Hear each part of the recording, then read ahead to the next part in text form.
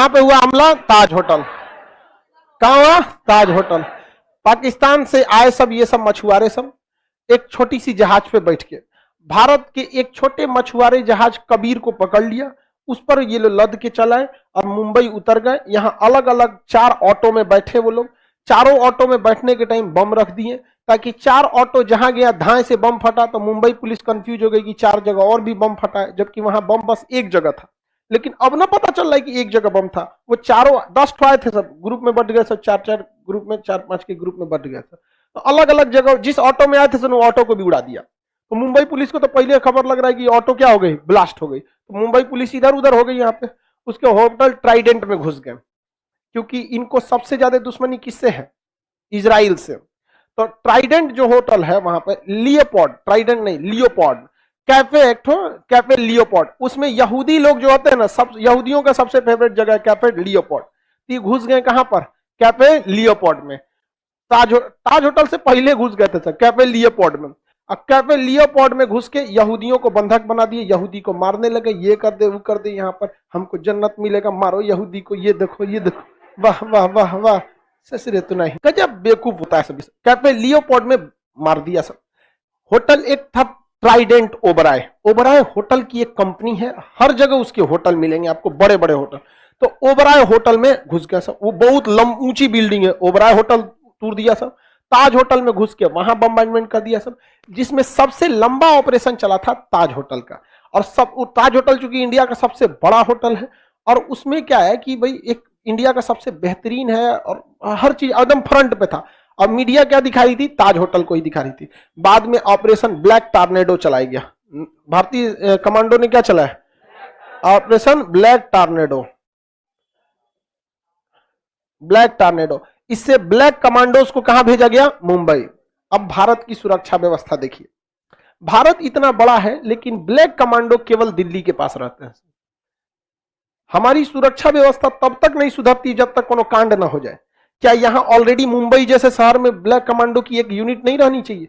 Hyderabad, Chennai, Kolkata, Lucknow, Patna, Bhopal, at least हर राज्य की राजधानी में कम से कम 100 ब्लैक कमांडो रहना चाहिए। एगो बहुत है इनको इनके अब्बा तक पहुंचाने के लिए। नहीं समझा? अब बिहार पुलिस के भरोसे बिहार है, यहां एगो आतंकवादी घुस जाएगा, होमगार्ड मार। हमरे कोचिंग पे बम चला, आज तक पता नहीं चला, ये लोग खोजते रह गया यहाँ पर। वो तो ऊपर वाले का बहुत शुक्रिया है जो बम मारा था सबसे, चौकी कुर्सी के नीचे गया तो फटा नहीं। 8 गो बम मारा था सब, शुरुआत का 2 गो फटवे नहीं किया, कुर्सी के नीचे था। ये सब खोज रहे हैं, कौन सी है? देखा रहे बम, अरे भाग यहां से आप।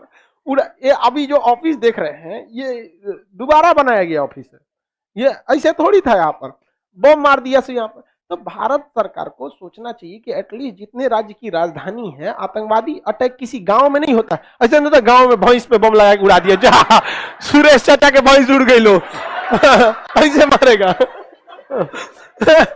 जब भी बम मारेगा तो बड़े शहर पे ही मारता है। तो अभी भी हम लोग के पास ऐसा नहीं है, तो ये हमारी भी गलती है। क्या बताएंगे हम आप लोग को? तो दिल्ली में क्यों है? क्योंकि दिल्ली में नेतवा घूमता है सब। हम तो पटना आ रहे थे तो एयरपोर्ट जैसे डाउन हुआ, तो जब जहाज डाउन हुआ तो हम देखे कि कौन सा बिल्डिंग है भाई, बड़ा खूबसूरत है। तो हम बगल में पूछे कि बिल्डिंग कौन सा है, तब तक हमको दिख गया विधान भवन, एयरपोर्ट के रास्ते पे विधान भवन। ये बताइए अगर विधानसभा की बैठक चल रही है, संयुक्त अधिवेशन विधानसभा विधान परिषद, अब कोनो लेके वही में घुस गया है हो गया सब संयुक्त अधिवेशन उसको अलग रूट से रखा। अब दिल्ली जाइएगा, दिल्ली में एयरपोर्ट जो है ना, रास्ते में राष्ट्रपति भवन है, नहीं घुसने देता, उधर से घूम के आइए वो पट्टी से, नहीं जाने देता है। संसद भवन नहीं जाने देता है, सुप्रीम कोर्ट नहीं जाने देता है, जानता है कि मेन रूट पे है, मेन रूट पे गड़बड़ करेगा तो पता नहीं चलेगा, रिस्ट्रिक्टेड एरिया जा ही नहीं सकते। पता चला एयर होस्टेस कॉफी देने गई पायलट को, सर कॉफी, हटाया कोनो घुस गया, चल ले आसोसरत में विधान भवन, ले धाए दे घुस जाएगा विधान भवन ना। ये सब क्या ही बताएंगे, ये सब हम लोग का काम है अजब वाले। तो खैर छोड़ो, ये सब में कोई दिक्कत नहीं है, लेकिन कर आएगी, छोड़ दीजिए सर उन सब उन सब की चिंता क्या कर रहे हैं। देखिए हम लोग कहते हैं कि हम लोग आपस में लड़ सकते हैं। आपके पिताजी आपको 4 झापड़ मारेंगे, आप कुछ नहीं बोलेंगे, सोचेंगे अच्छे के लिए बोला। पड़ोसी गरिया के चल जाएगा, आपका खून खोल, तुम कौन होता है? तो बात यानी हम लोग आपस में लड़ते झगड़ते रहते, वो एक अलग मैटर है। ताज होटल में आके बम मार दिए सब, यहाँ पर सारे आतंकवादी मारे गए थे, एक बच गया अजमल कसाब। अजमल कसाब को पकड़ने वाले थे तुकाराम, कांस्टेबल तुकाराम।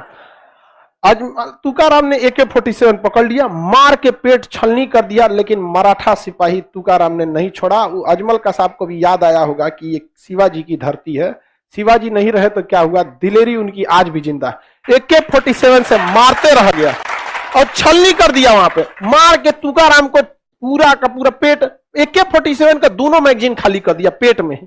लेकिन मरने के बाद भी पकड़ ले रहा कि ना ना खींचा यहाँ पे, बाकी मार लाठी उन लोग को एकदम बेहतरीन धो दिया वहां पर। नाना पाटेकर पूछ रहा है कि टेंशन मत लो, तुम्हारा जख्म सब जन्नत में भर जाएगा। मार के रद्द कर दिया उनको। अजमल कसाब पकड़ा गया। अजमल कसाब को जो फांसी दी गई वो बहुत लेट से दी गई थी।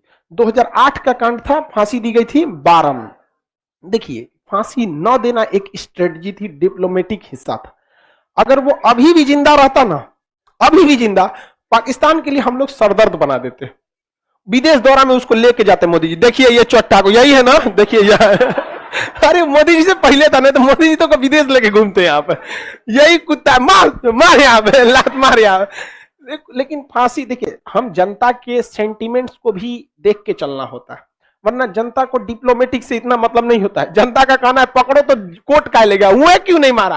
अरे भाई साहब, जब वो जिंदा था तो उसको बचाने के लिए ये कोई ना कोई कांड करते, और इस कांड में वो पकड़े जाते और कोई ना कोई नया सुराग मिलता। लेकिन हाँ, उसकी इज्जत नहीं करनी चाहिए, उसको मार मार के रद्द कर देना चाहिए। वहां पर फांसी से पहले ही एक संदेश देना चाहिए, कुछ नहीं करना चाहिए। उन सबको ऐसे कैदियों के बीच में भेज दीजिए जिनको ऑलरेडी फांसी है, मार मार के वही मार डालेंगे सब।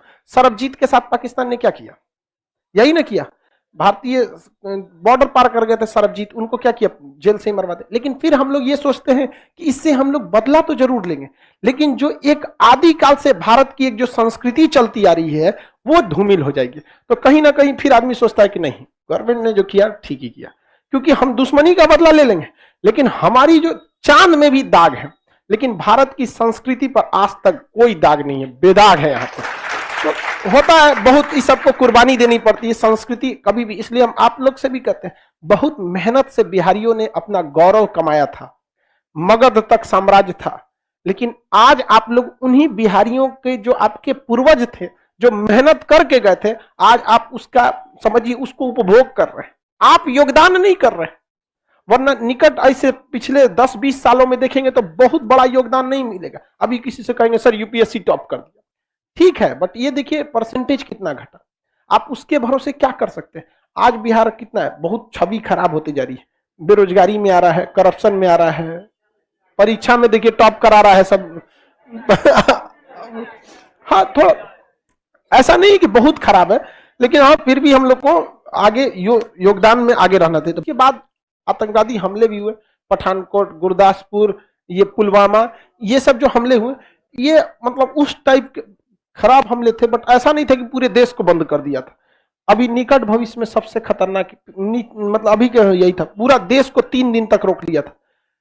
पहली बार ब्लैक कमांडो पहुंचा सब 36 घंटा बाद, ये गलती है कि नहीं? अगर वहीं रहता सब तो तुरंत आ गया रहता। आने के बाद क्या हुआ, जो टाइम लगा आने में टाइम लगा, उसके बाद क्या टाइम लगा? मीडिया वाले कुछ गरिया देखा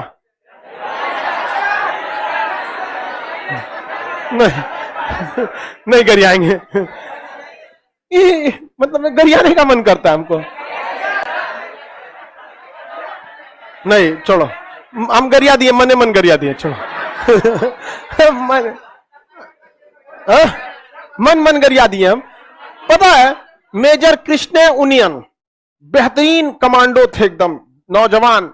जब वो ताज होटल में उतरे ना तो मीडिया वाला दिखा, ये देखिए भारतीय जवान उतर गया ताज होटल में, टीवी पे देख लिया। ये सोच रहा ये कौन आ गया, मलकुल मौत